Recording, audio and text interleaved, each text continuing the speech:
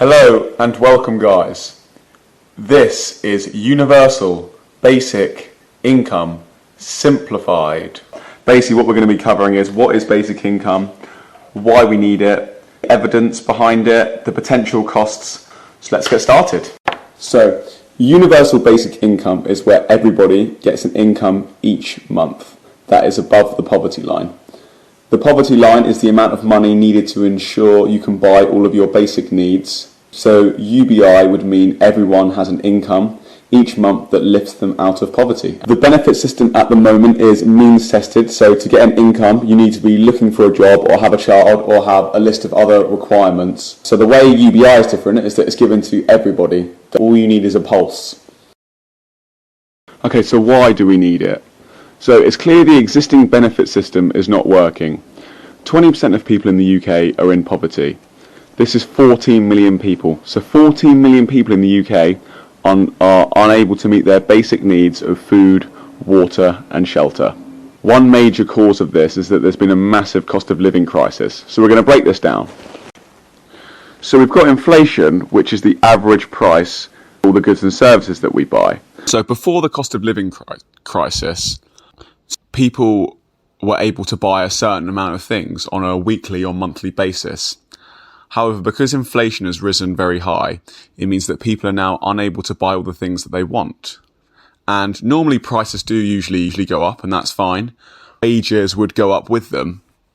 However, this time inflation has risen far, far above wages, and this means that people are a lot worse off than they were before.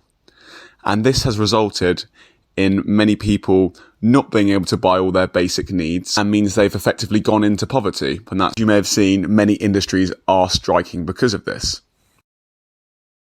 Okay, let's look at the possible costs. Now you're probably thinking the cost is going to be far too much to implement this. However, a study was done by Open Democracy, which is linked below. They said that it would cost £67 billion to implement universal basic income across the UK. This is only 3.4% of our GDP and is only 18% of our existing government spending, so not quite as much as you maybe thought. We also need to factor in the potential money this could save. So for example, let's take a family of 4 in poverty. By giving them an income, we are decreasing their chances of committing crimes, we're allowing them to buy healthier food and put on the heating in their house. This will likely lead to lower policing and court costs. They will have better health because they're eating healthier food and they can put the heating on. And this means there'll be decreasing healthcare costs for them. These are all industries that are funded by the government. This is saving money for the government who funds these services. So it's likely that a lot of the cost will be earned back. Okay, now it is time to look at some evidence. Okay, so I'm going to tell you a little story. So follow along with me. So the year is 2009 in central London, and 13 homeless people have been given a no strings attached sum of money of a total of £3,000. It was estimated that before, these 13 people had cost the state £400,000 in legal, health and policing costs.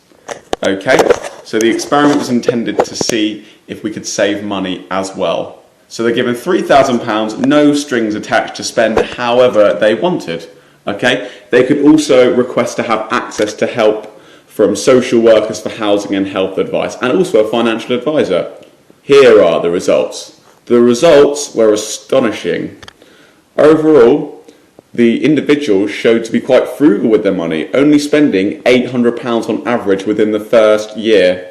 An example of things they spent their money on were a passport, a dictionary, clothes, hearing aid and chairs. Okay.